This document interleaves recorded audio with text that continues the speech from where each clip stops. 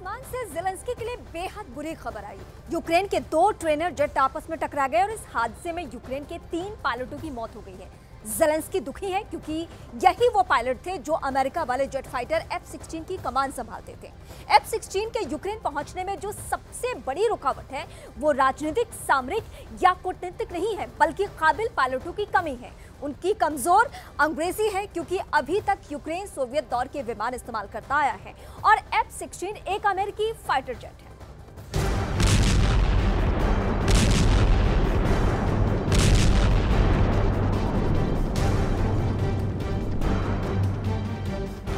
जोश के झूले पर सवार वोलोदिमीर ज़ेलेंस्की को बहुत जोर का आसमानी झटका लगा है। ड्रोन से रूस पर सैकड़ों हमले कर क्रेमलिन टू क्राइमिया को दहलाते दहलाते ज़ेलेंस्की के 3 पायलट खुद ही दुर्घटना के शिकार हो गए। इसे ग्राफिक्स के जरिए समझने की कोशिश करते हैं। इसके बाद प्लेनों के टकराने के कारणों की डिटेल रिपोर्ट आपको दिखाएंगे। यूक्रेन का पश्चिमी इलाका 2 L-39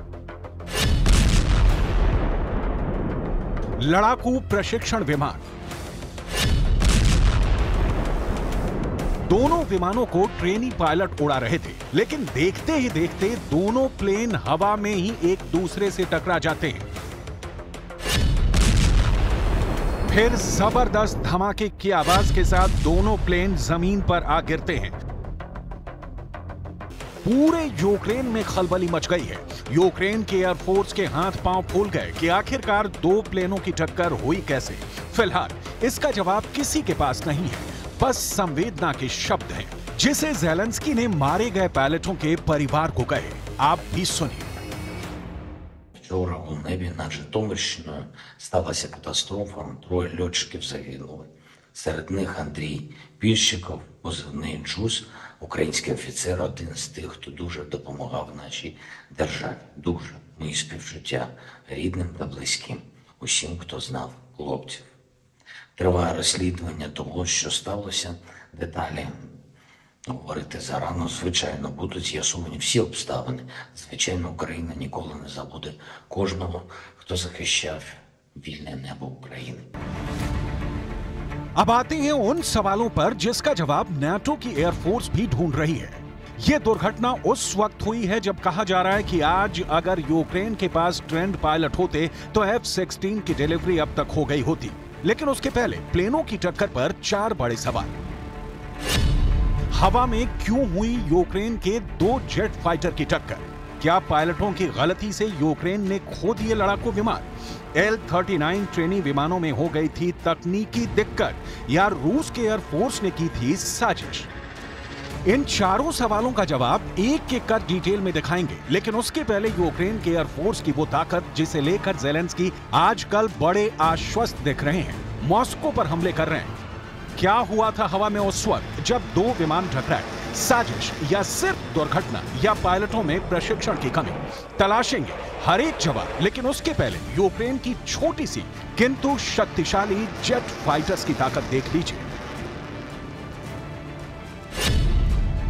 22 फरवरी 2022 को युद्ध की शुरुआत के वक्त यूक्रेन 70 लड़ाकू विमानों के साथ मैदान में उतरा। यूक्रेन के इन लड़ाकू विमानों में सोवियत काल का MiG-39 और Su-27 शामिल हैं। युद्ध के दौरान ही यूक्रेन को पोलैंड और स्लोवाकिया से 2 दर्जन के करीब MiG-39 हासिल हुए थे। लेकिन 1.5 साल के युद्ध में वो वक्त कभी नहीं आया कि यूक्रेन के लड़ाकू विमान कुछ बड़ा कर सकें, क्योंकि रूस के सामने 70 एयरक्राफ्ट्स का बेड़ा होने के बावजूद यूक्रेन एयरफोर्स की ताकत में रूस के सामने कहीं नहीं टिकता। यही वजह रही कि युद्ध में यूक्रेन ने अपने 2/3 लड़ाकू विमानों को खो दिया। मतलब यूक्रेन के पास कई लड़ाकू विमान हैं, लेकिन ज्यादातर सोवियत काल के बने हुए हैं। यूक्रेन को घातक रूसी मिसाइल और ड्रोन हमलों से बचाने में मदद करने के लिए आधुनिक लड़ाकू विमानों की जरूरत है। इसलिए यूक्रेन लंबे समय से F-16 की मांग कर रहा है, जिसकी अपडेट रिपोर्ट आपको दिखाएंगे।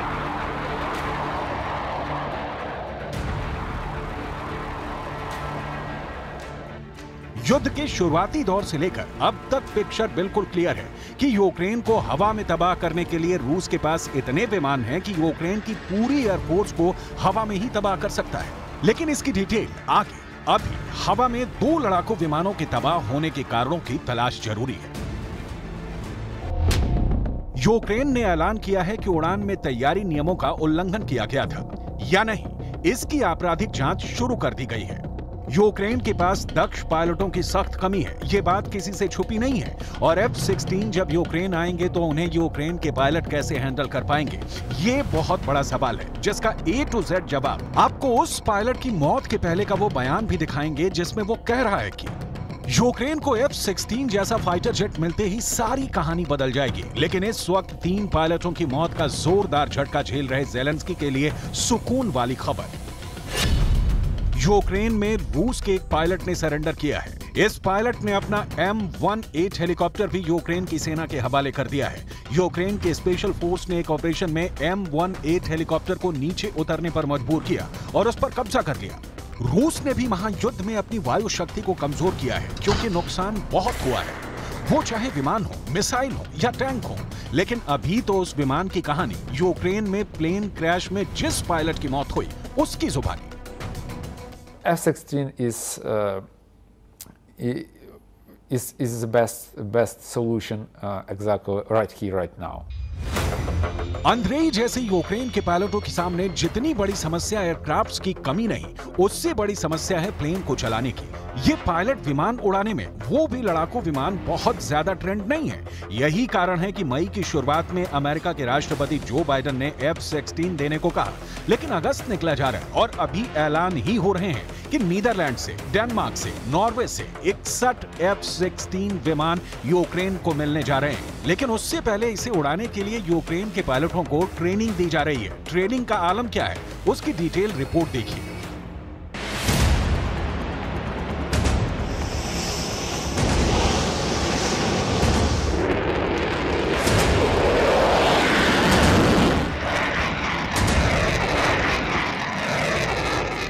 ग्यारह देशों का गठबंधन यूक्रेनी पायलट्स को F-16 उड़ाने की ट्रेनिंग देगा। लेकिन परेशानी यह है कि यूक्रेन के 32 में से सिर्फ 8 पायलट ही थोड़ी बहुत अंग्रेजी बोलने और समझने के काबिल हैं। ऐसे में अमेरिका में बने F-16 लड़ाकू विमान पर ट्रेनिंग के पहले चरण में भाग लेने के लिए इन 8 पायलटों का चयन किया गया, जबकि 20 पायलट थोड़ी बहुत अंग्रेजी बोल पा रहे हैं। इसी महीने में ट्रेनिंग यूक्रेन के पायलटों की शुरू हो रही है।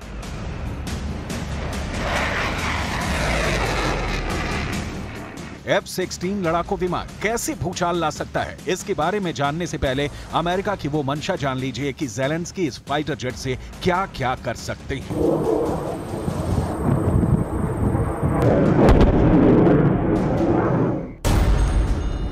अमेरिका का साफ कहना है कि F-16 का इस्तेमाल केवल यूक्रेन की रक्षा में किया जाना चाहिए और 2014 से पहले यूक्रेन की सीमाओं के बाहर रूसी ठिकानों पर हमला करने के लिए इसका इस्तेमाल नहीं किया जाना चाहिए।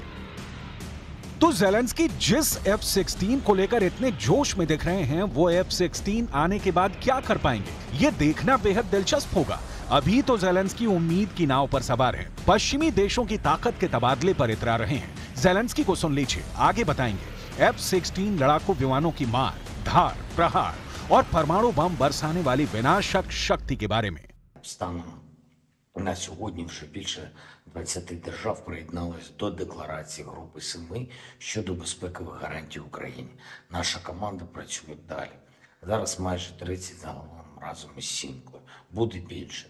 Розпочали перемовини з Канадою щодо двостороннього документу про безпекові гарантії. Раніше розпочали з Америкою і Великобританією. Дасть Україні значно більше можливостей.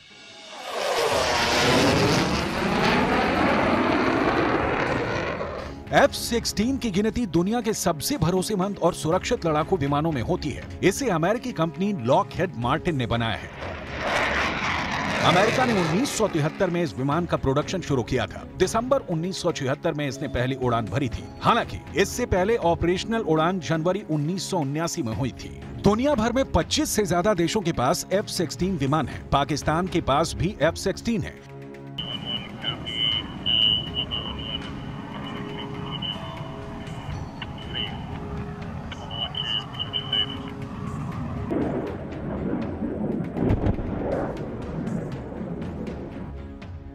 F-16 आसमान में राक्षस की तरह गरजता है, लेकिन ऐसी भी कोई बात नहीं कि पुतिन के पास इस राक्षस के प्रतिकार की ताकत नहीं है। पुतिन करारा जवाब देंगे, लेकिन ये जवाब तो तब आएगा जिस दिन यूक्रेन का कोई ट्रेंड पायलट F-16 लेकर रूस के खिलाफ हमला करेगा। भविष्य के इस सवाल का जवाब वक्त देगा। उससे पहले तो F-16 से जुड़ी हर जानकारी आपको भी जरूर रखनी चाहिए। F-16 की लंबाई 15 मीटर, चौड़ाई 9.45 मीटर और ऊंचाई 5 मीटर है। यह 15,235 किलोमीटर की ऊंचाई तक उड़ान भर सकता है। अमेरिका के इस लड़ाकू विमान का वजन 9.2 टन है। F-16 की रेंज 4200 किलोमीटर है। ये 2145 किलोमीटर प्रति घंटे की रफ्तार से उड़ सकता है। F-16 सिंगल इंजन वाला मल्टी रोल लड़ाकू विमान है, यानी ये किसी भी तरह के ऑपरेशन में काम कर सकता है। ये चौथी जनरेशन का लड़ाकू विमान है। इसमें हवा से हवा और हवा से जमीन में मार करने वाले मिसाइलों को तैनात किया जा सकता है। F-16 में लगने वाली मिसाइलों की रेंज 100 किलोमीटर है। इसके अलावा F-16 का रेडार सिस्टम 84 किलोमीटर के दायरे में 20 टारगेट को डिटेक्ट कर सकता है।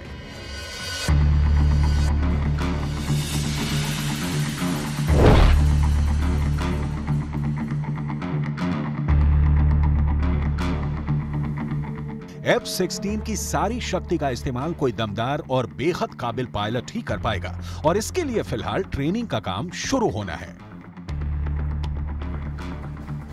और यूक्रेन से एक बहुत बड़ी खबर सामने आई है। पुतिन ने उन सभी इलाकों को वापस जीतने के लिए